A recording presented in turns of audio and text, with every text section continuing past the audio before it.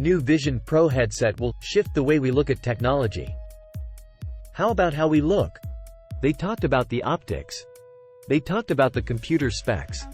They talked about the lenticular glass, and the new spatial computing platform, and the aluminum alloy used in the primary structural element.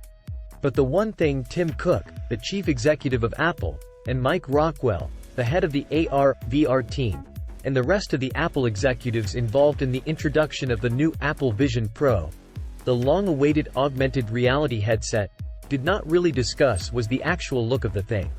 Yet if they want people to believe that it will shift the way we look at technology and the role it plays in our lives, as Mr. Cook put it during Apple's Worldwide Developers Conference, how we will look when wearing it matters. After all, what they are talking about is not just something you may use every day. It's something that in order to use, you have to put on every day. And not just put on, but put on your face. That's an incredibly personal act, one that isn't just about interacting with technology, but interacting with the world around us. It's about the messages we send to others about who we are and what we value, and the judgments others make about us in return. We know from wearing masks to combat COVID that any item that covers part of a face is an item that becomes an emotive lightning rod. So what does the Apple Vision Pro, which many viewers said looks like pretty sleek gray and black ski goggles with a 3D printed ribbed fabric band that circles the head? But what does it say about its wearer? Maybe, I'm a super cool couch slalom master from a land far, far away. Or an evolved species of alien ant. The truth is, it's a little hard to know. Not just because I am assessing it from far away, but because none of the people involved in the Vision Pro demonstration modeled the headset. Not Mr. Cook or Bob Iger of Disney, who surprised the audience with an appearance to announce a deal to show Disney programming on the headset, or Mr. Rockwell. Which raised a question. Why didn't they wear it? Image.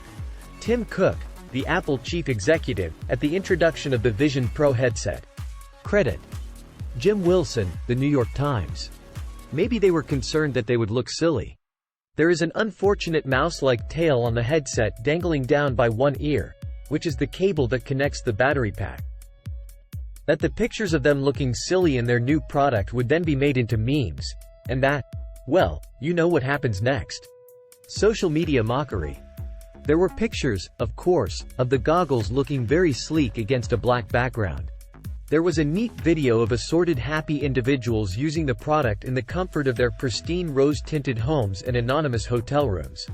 But the lack of an actual person strutting the stage in Cupertino, California, wearing the product was a notable omission.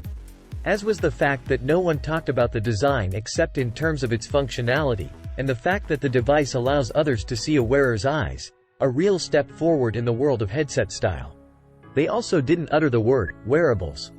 Yet, if any company should know how much aesthetics matter in transforming a piece of tech into an accessory for life, it is Apple. That has always been part of its distinction, beginning with the iMac in its many colors. It's how the iPod and the iPhone made the leap from consumer goods to markers of taste and identity. With their rounded corners and slim lines, they just looked so good, so sleek and cool. They spurred desire, the way a great handbag does, even before utility is taken into consideration. And there may be no device Apple has made where aesthetics will matter as much as on this one. There's no hiding it. This may be why tech companies have struggled with glasses, an accessory they are seemingly convinced is some sort of next frontier in personal tech, but which no one has ever quite cracked. Not Google with its glasses or Meta with its Ray-Ban collaboration or its Balmain X Oculus. If the eyes are the windows to the soul, what you put around them matters in a sort of profound way. By making the Vision Pro look like goggles, Apple is wading into the shoals of pre-existing stereotypes, personality cliches and history. We choose glasses for all sorts of reasons. To look smart, to look cool, to look glamorous, to look like Gloria Steinem or Jack Nicholson or John Lennon. Most of all, to look individual.